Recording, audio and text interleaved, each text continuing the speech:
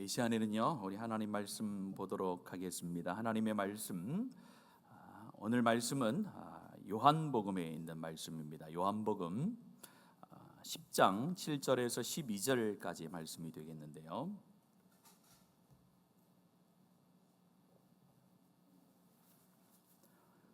한 절씩 교독하며 보겠습니다. 요한복음 10장 7절에서 12절까지입니다. 7절 말씀 제가 먼저 읽겠습니다. 그러므로 예수께서 다시 이르시되 내가 진실로 진실로 너희에게 이르노니 나는 양의 문이라.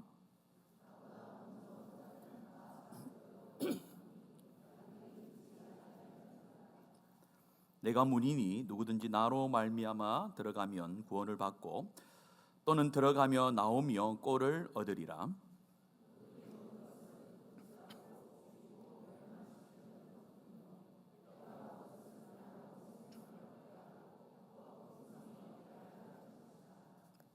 나는 선한 목자라. 선한 목자는 양들을 위하여 목숨을 버리거니와 작구는 목자가 아니요 양도 제 양이 아니라 이리가 오는 것을 보면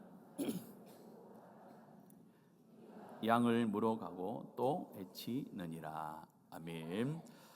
시간 우리가 통합 예배를 드리는데 통합 예배를 드릴 때마다 중요한 목적이 있습니다. 그냥 우리가 계획해 놓았기 때문에 예배를 드리는 것이 아니라 우리가 이 시간에 유치부 아이들, 우리 초등부 아이들, 중고등부 아이들 같이 예배를 드리는데 이 아이들이 믿음의 전수가 일어나길 우리가 기대합니다. 믿음의 전수는 온 세대가 함께 가지고 있는 하나님의 교회에 대한 생각과 소망이 있어야 되거든요. 그게 무엇이냐면은 언들이 가지고 있는 교회에 대한 생각과 헌신과 우리 아이들이 가지고 있는 교회에 대한 생각과 헌신이 같아야 되는 겁니다. 그걸 위해서는 우리가 함께 예배하며 함께 은혜를 나누는 그런 모임들이 많아야 되는데 오늘날 교회는 초대 교회와 좀 달라서 모든 세대별로 교육을 시킵니다. 그래서 그것이 좋은 것도 있지만은 한편으로 아쉬운 것은 우리 어른들이 가지고 있는 신앙의 모습과 예배의 모습을 우리 아이들 가운데 보여줄 수 없다라는 거죠. 그래서 아이들에 맞는 교육도 필요하지만은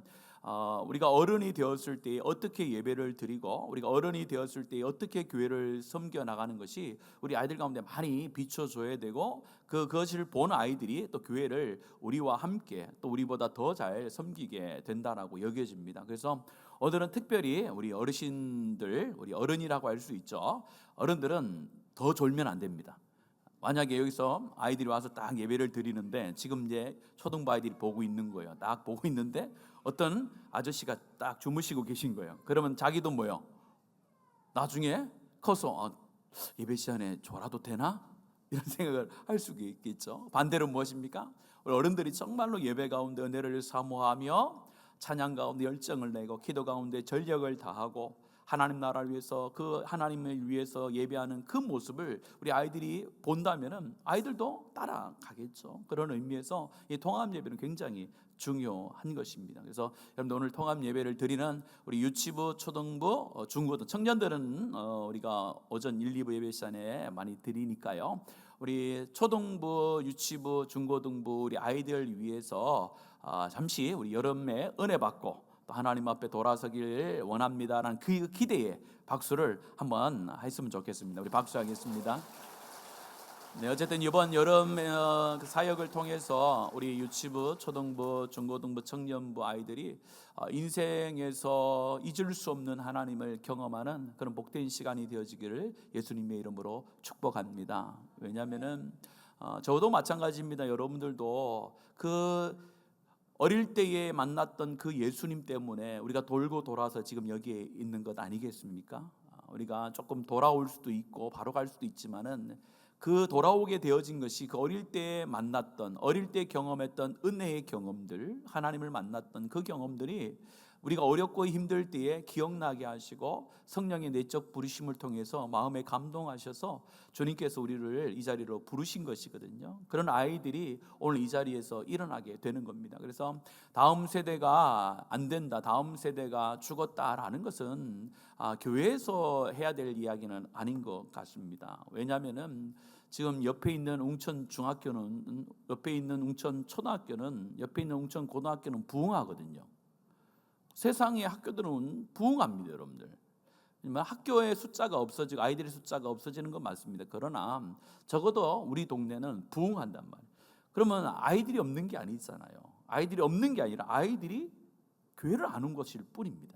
그래서 우리 교회는 다음 세대가 안 된다, 끝났다라는 표현이 아니라 하나님께서 우리 가운데 기회를 주신다라고 여겨집니다. 그래서 여러분들이 올 여름을 위해서 기도할 때에 선생님들을 위해서 기도 많이 해주시고 우리 아이들이 수련회에 많이 참여할 수 있도록 기도해 주시고 또 참여하여서 하나님의 은혜를 많이 체험할 수 있도록 우리가 함께 기도할 때에 하나님께서 어떤 방법을 통해서든 우리 하나님께서 아이들을 만나고 변화시키고 새롭게 하실 줄로 믿습니다. 네, 오늘 말씀을 함께 살펴보도록 하겠습니다. 우리가 인생을 처음에 젊었을 때 살아가다 보면요, 모든 것이 내 마음대로 내 뜻대로 될 것 같은 생각을 하면서 살아갑니다. 그런데 인생을 조금만 살다 보면은 내 인생 내 마음대로 되지 않는다라는 것을 많이 경험하게 되죠. 앞으로 무슨 일이 일어날지 아무도 모르는 거죠. 내 마음이 하나도 내 뜻대로 하지 못하는 것을 깨닫게 되는 것이죠. 또 죄의 유혹 앞에서 너무나도 쉽게 무너지는 내 자신을 발견하게 되고 사람의 말 한마디에 무너지고 환경 하나 때문에 내가 하나님이 아닌 세상을 두려워하게 되어지고 한 번의 낙심으로 인해서 스스로 일어날 수 없어서 자신의 생명까지도 포기할 수밖에 없는 그런 연약한 모습이 우리 인생의 모습이라는 겁니다. 그래서 성경의 말씀에 보면은 이사야 53장 6절의 말씀에 보면은 그런 인생을 가리켜서 뭐라고 비유를 드냐면요, 같이 한번 읽겠습니다. 시작. 우리는 다 양 같아서 그릇 행하여 각기 제 길로 갔거늘. 여기까지 읽겠습니다. 우리는 뭐 같다고요? 양 같다라고 그렇게 표현하는 거죠. 우리의 삶이 양이라는 거예요.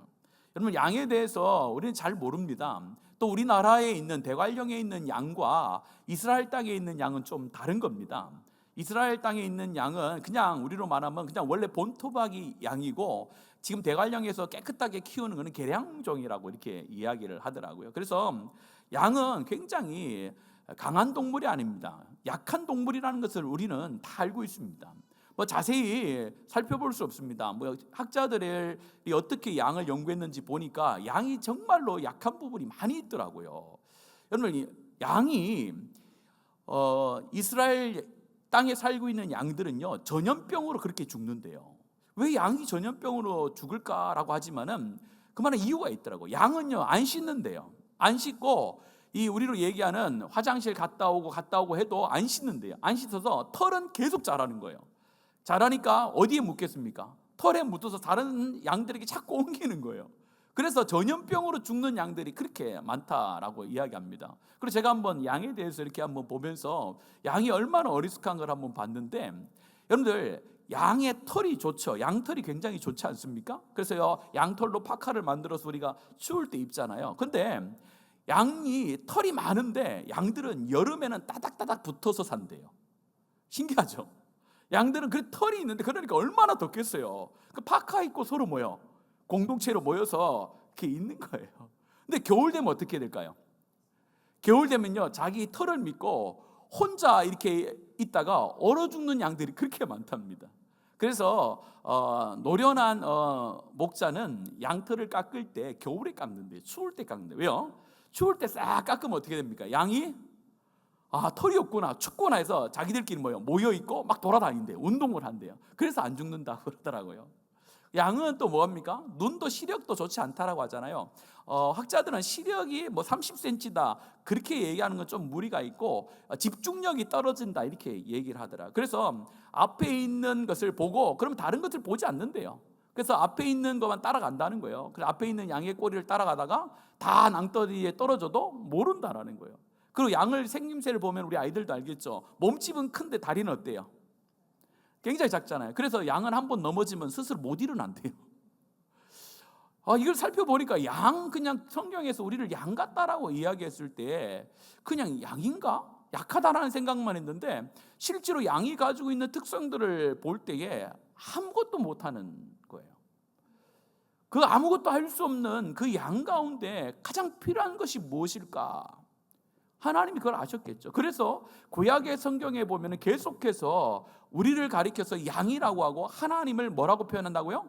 목자다라고 표현한 부분들이 굉장히 많이 나오고 있습니다. 그래서 양에게 필요한 것은 강한 이빨도 아니고 강한 뿔도 아니었던 거예요. 목자에게 가장 필요한 것은 양에게 가장 필요한 것은 목자였던 거예요.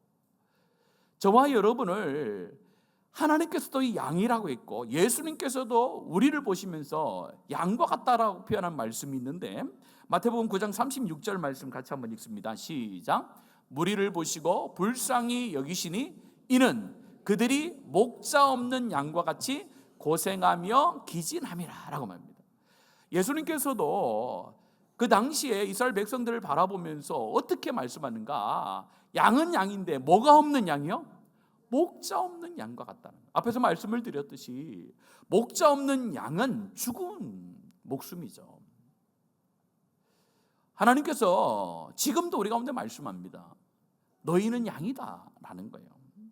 저와 여러분 하나님의 양인 줄로 믿습니다. 양이에요, 여러분. 양은 강할 수가 없는 거예요. 양은 약하다라는 전제가 있는 겁니다.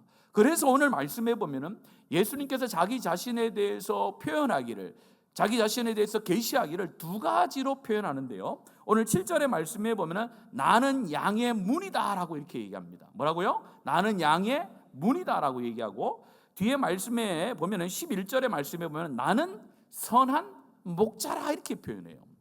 두 가지를 표현하면서 예수 그리스도가 우리에게 어떠한 존재인가를 가르쳐주고 있는데 먼저는 뭐요? 나는 양의 문이 되어지고 두 번째는 선한 목자가 된다라고 말씀합니다.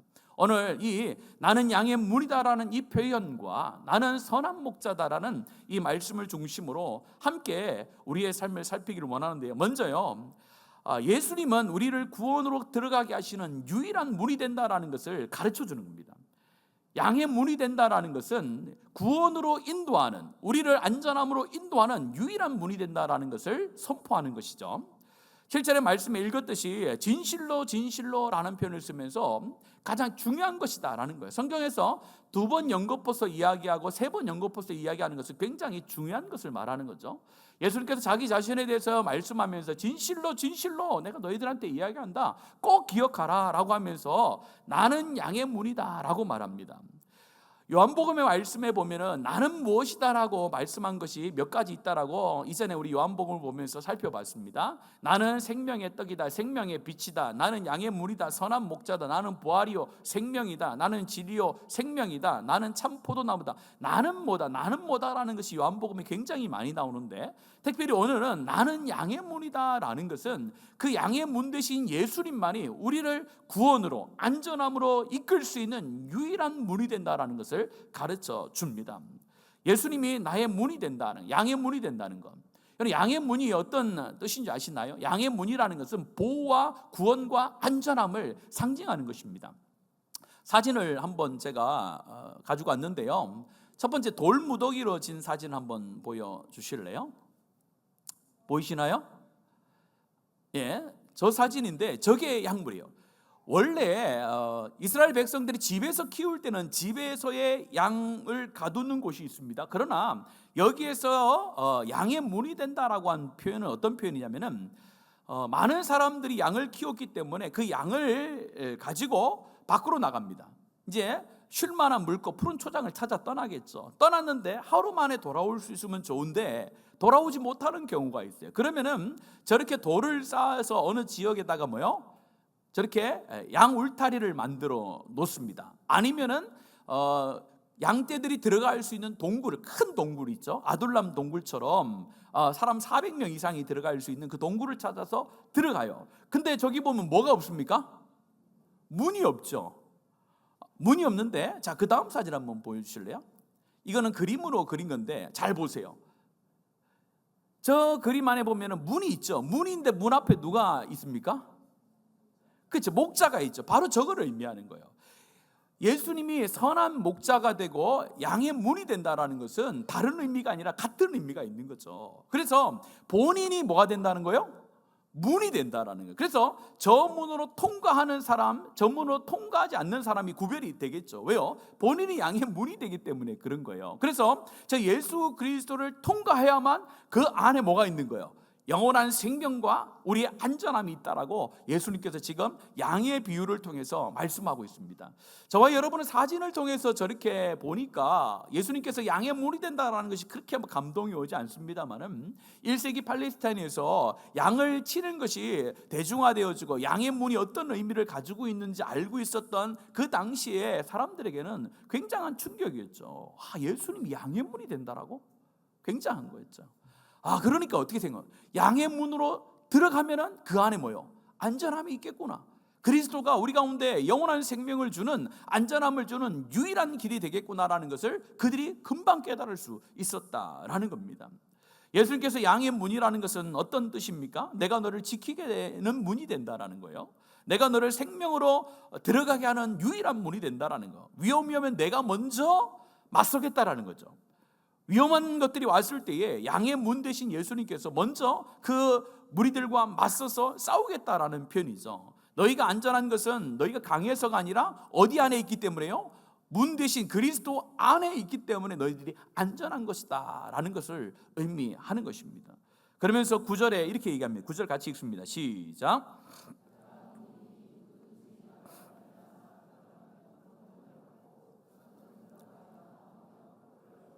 그렇죠? 오늘 내가 문인이다라는 것은 유일한 문이 된다라는 거예요.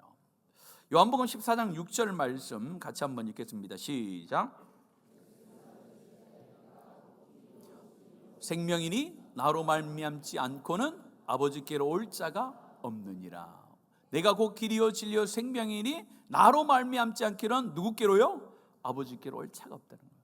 예수님께서 양의 문이 되신다라는 것은 예수님만을 통과해야 하나님께로 갈 수 있는 유일한 문이 된다라는 겁니다. 사도행전 4장 12절 말씀도 같이 읽습니다. 시작. 다른 이로서는 구원을 받을 수 없나니 천하 사람 중에 구원을 받을 만한 다른 이름을 우리에게 주신 일이 없음이라 하였더라. 예수 그리스도 외에는, 그리스도의 이름 외에는 하나님께로 갈 자들, 구원을 그 어떤 받을 이름을 주시지 않았다라는 거죠. 오늘 저와 여러분의 양의 문이 되신 분은 오직 예수 그리스도밖에 없음을 믿습니다. 그 예수 그리스도를 우리가 믿어야 되는 거예요. 양의 문, 그 문으로만 들어가야 구원이 있고 우리 가운데 뭐가 있는 거예요? 안전함이 있다라는 겁니다. 이 사건과 연결시키면 우리가 이해하기 쉬운데요. 우리가 구약에서 출애굽을 할 때에 유월절 사건이 있었죠.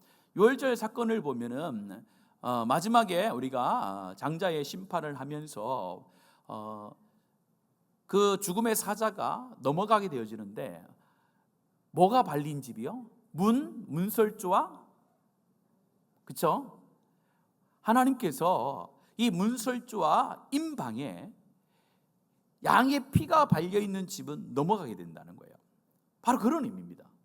그러니까 죽음이라는 어떤 영원한 죽음이라는 것이 우리 가운데 올 때에 우리가 예수 그리스도, 양의 문 대신 그 그리스도를 통과하여 그 그리스도 안에 있는 양무리 가운데, 양 울타리 가운데, 공동체 가운데 있으면은 뭐요? 죽음의 사자가 와도 뭐요? 양의 문 대신 예수 그리스도를 넘어간다는 거죠.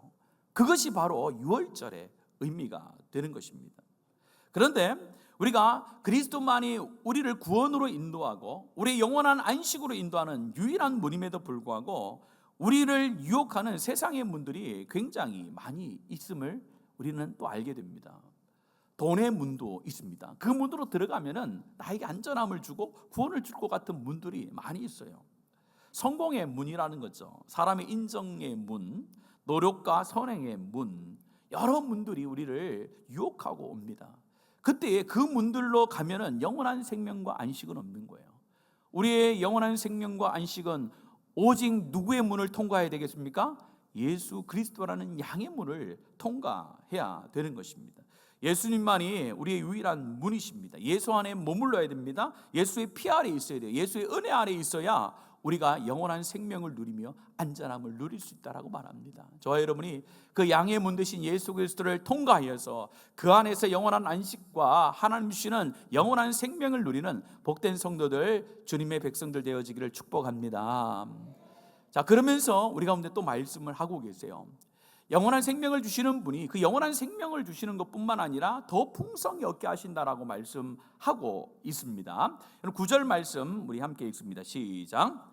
내가 문이니 누구든지 나로 말미암아 들어가면 구원을 받고 또 들어가며 나오며 꼴을 얻으리라. 구원을 받고라고 돼 있고 뒤에 뭐라고 되어 있습니까? 들어가며 나오며 꼴을 먹으리라. 이렇게 되어 있는 거예요. 이건 신앙의 굉장히 중요한 리듬을 가르쳐 주는 것이죠. 양떼들이 밤에는 외부의 위협으로부터 공격을 받기 때문에 안전하게 양의 문 대신 그리스도 안으로 들어가서 우리 안에 들어가서 안전함을 누리는 거예요. 그런 아침이 되면 어떻게 해서 아침이 돼도 계속 거기에 있습니까? 그렇지 않죠. 그렇지 않고 나오게 되죠. 나와서 뭘 하는 거예요? 목자를 따라서 가서 자기들이 많이 먹고 배부르고 할 수 있는 풍성함을 누리도록 공급하심들 따라가는 거죠. 오늘 그걸 말하는 거예요. 우리가 그리스도 안에서 그리스도를 통하여 구원받은 자인데 구원을 누린다라는 개념이 예수 안에 있으면은 모든 것이 끝난다. 그것만을 말하는 것이 아니라 예수 그리스도 안에 있지만은 또한 우리가 밖으로 나간다는 거예요. 밖으로 나가는 누구를 따라 나간다는 겁니까? 자기 혼자 나가는 것이 아니죠. 자기 혼자 나가면은 당연히 떨어지겠죠. 양이 꼴을 찾을 수가 없잖아요. 그런데 오늘 여기에서 들어가며 나가며라는 것이 굉장히 중요한 거예요. 들어가며 나가며라는 것은 그리스도를 따라 들어가고 그리스도를 따라 나간다라는 것을 의미합니다. 그래서 들어가고 나가는 신앙의 기본 리듬이 잘 이루어져야지 균형 잡힌 신앙의 삶이 되는 것입니다. 들어가면 무엇을 들어감이라고 표현해 볼 수 있을까요? 예배 안으로 들어가는 거죠. 말씀 안으로 들어가는 겁니다. 기도 안으로 들어가는 게 필요한 거예요. 주님의 품 안으로 들어가는 거예요. 주님의 은혜 안에, 주님의 신뢰 안에 들어가는 것이 반드시 필요합니다. 그래서 모든 은혜는 들어감으로부터 시작되는 거예요. 우리가 지금 예배 안으로 들어와 있지 않습니까? 지금 들어와서 예배를 드리는 거예요. 기도 안에 있는 거예요. 하나님 은혜 안에 있는 거예요. 이 안에서 안전함을 누리고 평안을 누리고 기쁨을 누리고 하나님의 도우심을 구하는 거예요. 자, 여기서 끝나면 되지 않죠. 우리는 이 예배가 끝나면 어디로 나가야 됩니까? 세상으로 나가야 되는 거예요. 가정으로 나가야 되는 거예요. 일터로 나가야 되는 거예요. 이웃에게로 나가야 되는 거예요. 상처 입은 영혼에게 가야 되는 거예요. 복음이 필요한 세상으로 나가야 되는 겁니다. 나가면요 사명이 되는 거예요. 안에 있으면 안식과 평안이지만 나가면은 하나님의 사명이 주어지는 거예요. 안에 있으면 보호지만 밖으로 나가면 순종을 통하여 경험하는 하나님의 놀라운 풍성함을 우리 하나님이 주신다라고 말씀을 하고 있습니다. 저와 여러분이 이 나가고 들어가는 것에 있어서 이게 자유로워야 되는 거죠. 예수 안에 있으면 안전함을 누리지만 밖으로 나갔을 때에 그 밖에서의 삶에서는 더 풍성함을 누린다는 거예요. 우리 안에 있을 때는요 먹을 것이 없습니다. 여러분들 팔레스타인에 가보시면 알겠지만은 목자들이 우리나라처럼 소여물을 이렇게 막 산처럼 싸놓고 먹이지 않아요. 그런 풀이 있지 않습니다. 그래서 목자는 무조건 아침이 되면은 이 양들을 데리고 나가야 되는 거예요. 자기가 나가서 푸른 초장으로 가서 그 양들에게 먹을 걸 줘야 되거든요. 그 풍성함을 먹어야 성장이 나타나는 거죠. 그것처럼 우리가 하나님의 어린 양으로서 예수 안에 있지만은 이제 예수 안에 들어와 은혜를 누리고 평강을 누리고 힘을 얻으면은 이제 나가야 되는 거예요. 나가서 사명을 감당함을 통하여서 하나님 주신 더 풍성함을 누리게 하시는 거예요. 그 사명을 누릴 때에 우리와 함께 하시는 분이 누구십니까? 성령 하나님이라고 말씀하잖아요. 이 안에도 성령 하나님이 있지만은 우리가 밖으로 나가서 사명을 감당할 때에 그 사명 가운데 하나님이 함께 하심으로 성령 함께 하심으로 이 교회 안에서 누리는 것보다 훨씬 더 하나님의 역사하심과 능력을 많이 경험케 하셔서 풍성함을 누리게 하는 분이 우리 하나님이고 그런 삶을 살아가는 게 우리 가운데 요구하시는 주님의 삶이라는 겁니다. 오늘 더 풍성하게 누린다는 것이 어떤 뜻입니까? 많은 사람들이 착각할 수 있죠. 더 풍성함을 누린다는 것은 우리의 집안에 있어서 우환이 다 따라가고 계속 돈이 모이고 우리 아이들이 좋은 대학을 가고 좋은 직장에 가고 아무 문제 없이 살아가는 것을 풍성함이라고 생각할 수 있는데 그렇지 않죠. 여기에서 말하는 풍성함이라는 것은 하나님과의 관계 안에서 누리는 참된 행복을 이야기하는 겁니다. 이 풍성함을 누려야 되는 거예요. 어디에서요? 밖으로 나가서 사명을 감당함에 있어서 죄사함의 은혜를 누려야 되는 겁니다. 하나님을 아버지로 부르는 기쁨을 누려야 되는 거예요. 말씀을 들을 때 살아나는 감격과 기도 가운데 누리는 평안, 두려움 속에서 하나님을 신뢰하는 믿음, 사망의 엄침한 골짜기를 다닐지라도 해를 두려워하지 않는 믿음, 원수 앞에서도 상을 베푸시는 하나님에 대한 풍성함, 그 풍성함을 누리는 거죠. 그래서 다윗이 우리가 잘 아는 시편 23편에 뭐라고 얘기합니까? 여호와는 나의 목자시니 뭐요? 내게, 그렇죠, 아주 대표적인 양과 목자의 어떤 관계를 잘 설명하는 거죠. 여호와는 뭐요? 나의 목자시니 내게 부족하며, 이게 바로 풍성함이라는 거예요. 양에게는요, 다른 나의 능력을 장착하는 게 풍족함이 온 게 아니에요. 양은 뭔가를 많이 자기가 갖춰야 된다, 뭔 능력을 갖춰서 풍성함을 누리는 것이 아니라 양은요 뭐요? 목자를 따라갈 때에 부족함이 없고 풍성함을 누리게 되는 것입니다. 그래서 여러분들, 목자가 계시면 광야에서도 길이 생기는 거예요.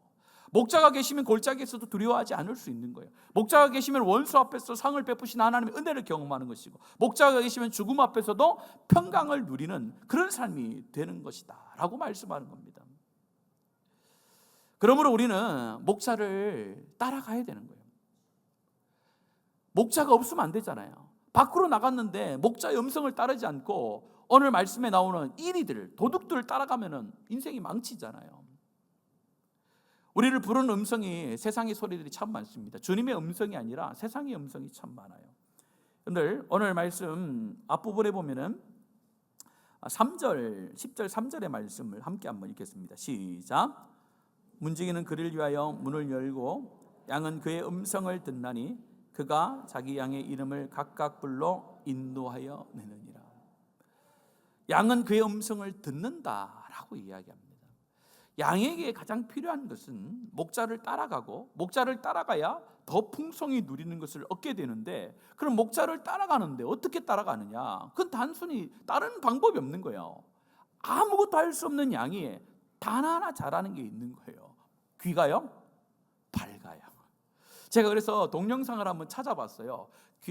얼마나 양들이 목자의 음성을 잘 듣고 따라오는지 봤더니 정말 여러분들 유튜브에 다 있습니다. 저만 있는 게 아니고 한번 찾아보시면은 안개가, 어떤 이 골짜기가, 깊은 골짜기가 있는데, 깊은 골짜기에 이 초원들이 조금 있더라고요. 거기 있는데 아침인 것 같기도 한데요, 이 안개가 다 꼈습니다. 그래서 한 치 앞을 볼 수 없는 그런 상황이더라고요. 저희들도 안개가 끼면 앞을 안 보이잖아요.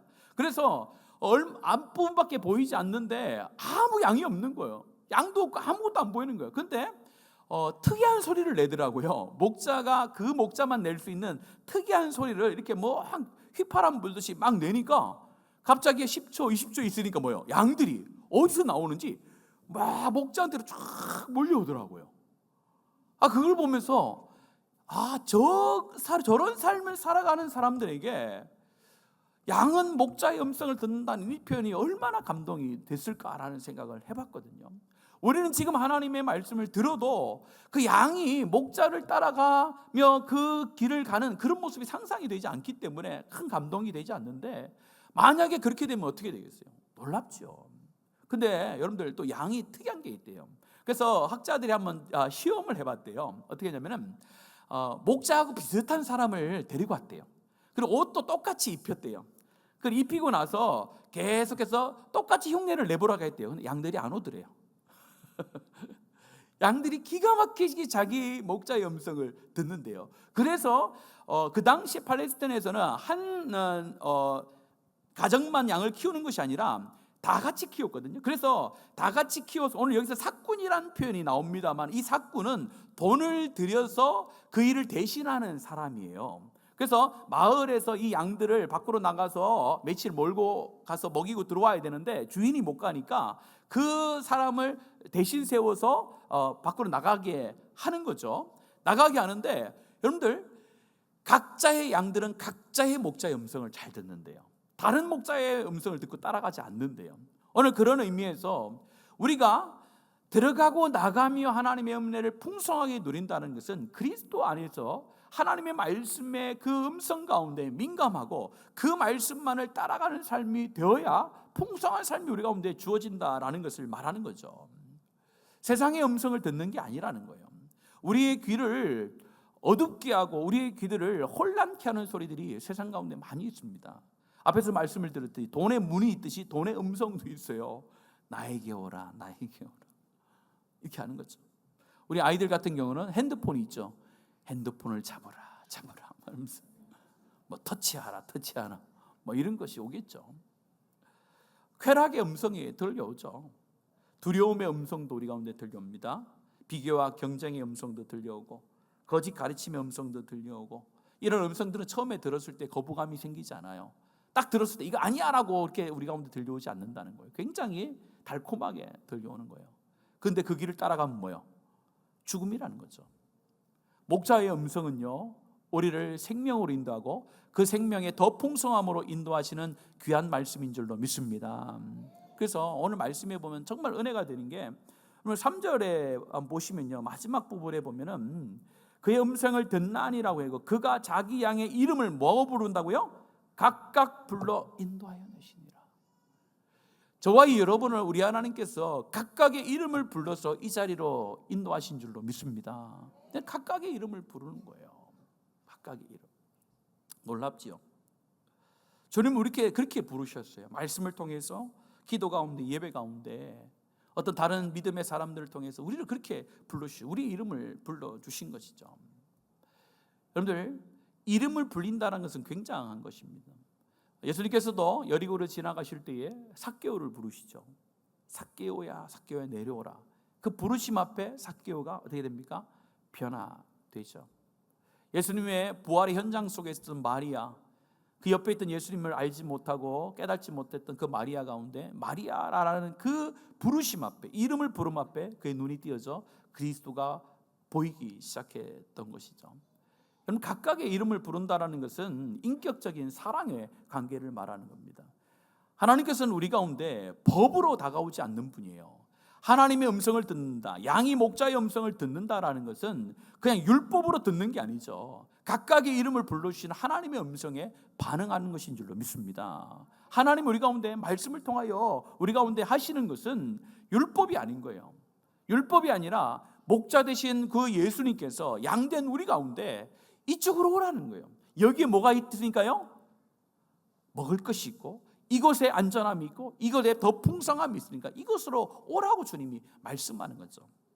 우리 하나님께서는 개인적으로 여러분의 삶 가운데 여러분의 인생을 부르시고 계시고, 또한 교회도 주님의 부르심 앞에 있습니다. 세상의 소리에 우리가 민감한 것이 아니라 하나님의 부르심에 민감하고 하나님의 말씀에 부르심함에 반응하여서 하나님께서 들어가고 나가며 더 풍성하게 누리는 그 삶의 현장들이 여러분과 우리 교회 가운데 넘쳐나기를 예수님의 이름으로 축복합니다. 마지막 살펴볼 것은 그 예수님께서 양의 문이 되시고 이제 목자가 되시는데, 오늘 말씀해 보면요, 어떤 목자가 된다고요? 선한 목자가 된다. 11절 같이 한번 읽겠습니다. 시작.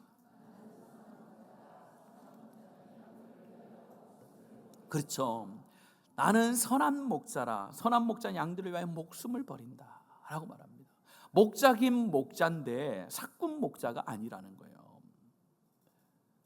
선한 목자, 그 선한 목자가 우리를 인도하는 거예요. 여호와는 나의 목자시니 할 때 여호와는 나의 선한 목자가 된다는 거예요. 그래서 약속의 성취죠. 구약의 성경 가운데 계속해서 내가 너희들의 목자다라고 이스라엘 백성들을 얘기했던 그것이 예수님을 통해서 성취되어지는 것을 가르쳐 주고 있습니다. 여러분들, 선한 목자의 특징은 딱 하나입니다. 자기 희생, 십자가를 지며 우리를 구원해 내신 거예요. 이게 복음이지 않습니까? 선한 목자로 우리 가운데 오셨기 때문에 우리를 위하여, 양을 위하여 목숨을 버리신 거예요. 만약에 예수님께서 이 땅에 오실 때 심판자로만 오셨다, 그럼 우리 아무도 못 살겠죠. 다 죽었겠죠. 근데 우리 예수님께서는 구약의 예언대로 우리의 선한 목자로 오셔서, 선한 목자는 양을 위하여 목숨을 버린다라고 이렇게 말씀합니다. 로마서 5장 8절 말씀 같이 한번 읽을까요? 시작.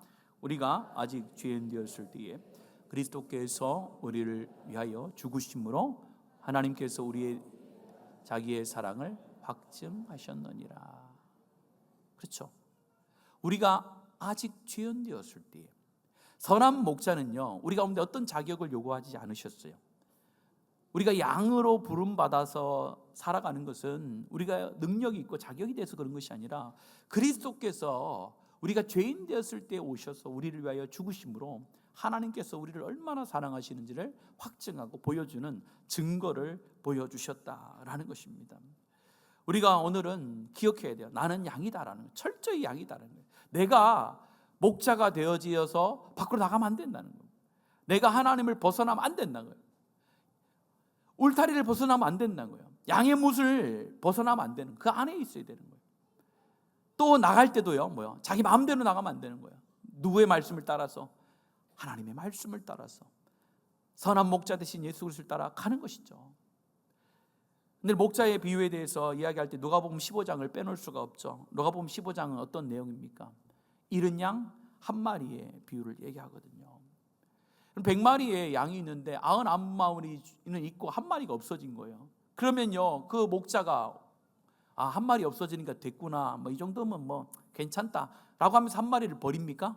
아니죠. 99마리를 두고 한 마리를 찾아서 떠나는 거죠. 그것을 아까 3절에, 이전에 말씀 3절에 보면은 각각 이름을 부른다라는 표현과 같은 것이죠.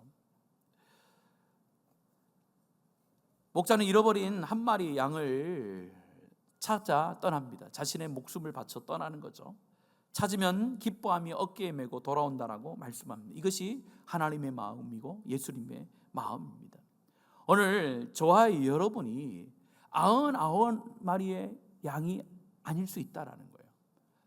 한 마리의 양이라는 거예요. 저와 여러분이 한 마리의 양이라는 것에 이 비유는 포커스가 있는 거죠. 저와 여러분 한 마리의 양, 길을 잃은 한 마리의 양을 위해서 예수님께서 이 땅에 오셔서 우리를 위하여 자기를 희생하심으로 그 양을 구원하여 하나님의 백성 가운데 인도해 주셨다는 것, 그것이 우리가 가지고 있어야 될 믿음입니다. 오늘 우리 하나님께서 우리를 찾아내신 것이죠. 근데 저는 하나님께서 각각 이름을 부르신다는 것과 잃은 양 한 마리를 찾는다라는 것을 기억하면서 한번 생각해 보았습니다. 어떤 생각을 했냐면은 어느 정도 환경에서 우리를 찾아내셨을까를 한번 머릿속에 한번 떠올려 봤어요. 100명 중에 한 명을 하나님께서 찾아내시고 이름을 부르는 것은 그럴 수 있다 생각합니다. 그러나 저와 여러분을 우리 하나님께서 부르신 것은요, 결코 그게 아니죠. 첫 번째는 뭡니까? 이 우주 가운데 저와 여러분 각 사람의 이름을 우리 하나님께서 부르시고 찾으신 줄로 믿습니다. 여러분들 이 우주가 얼마나 광활한 줄 아십니까? 여러분들 진해는 좁지만요, 이 나라만 해도 커요. 전 세계가 얼마나 큽니까 여러분들? 이 전 세계가 아니죠, 온 우주가 은하계를 다 보세요. 여러분들 빛의 속도로 광속으로 100년 200년 가도 끝이 없는 그 광활한 우주 속에서 누구를 찾아내신 거예요? 바로 여러분을 찾아내신 것이죠.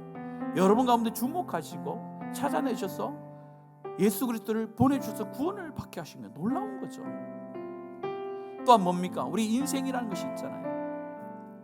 여러분 인생은 길지 않습니다. 여러분들 영혼은 어마어마하게 길지만 인생은 굉장히 짧아요. 예수님의 음성을 듣고 예수님께로 나올 수 있는 기회는요, 이 짧은 인생밖에 없거든요. 그 어마어마한 영혼이라는 거, 시간으로 가늠할 수 없는 그 영혼의 그 속에서 짧은 인생을 기회를 받아 살아간 저와 여러분 가운데 하나님께서 예수를 알게 하시고 예수를 믿게 하셨다는 것, 얼마나 큰 은혜입니까 여러분들? 당연한 것일 수가 없는 거예요. 결코 당연한 선택과 부르심이 아니다라는 것입니다. 오늘 예수님께서는 말씀하는 거예요. 내가 그렇게 너희들을 찾아내어 지금 이 자리로 불렀다라고 말씀합니다. 우리가 하나님 앞에 하나님의 양이 된 것은요, 결코 우연이 아닙니다. 하나님의 기쁘신 계획과 사랑과 예수 그리스도의 끝없는 그 추격하심, 그 눈빛을 통하여 온 세계와 열방을 돌아다니시면서 우리를 찾아내시고 또 이 짧은 인생 가운데 우리를 만나 주셔서 우리가 하나님의 백성이 되어졌습니다. 우리 가운데 또 사명이 있어요. 16절 이후에 보면은 아직도 우리에 들지 않는 자들이 있대요. 여러분들, 여러분의 가정 가운데 혹시 아직 예수님을 모르는 분이 있다면 기대하시길 바랍니다.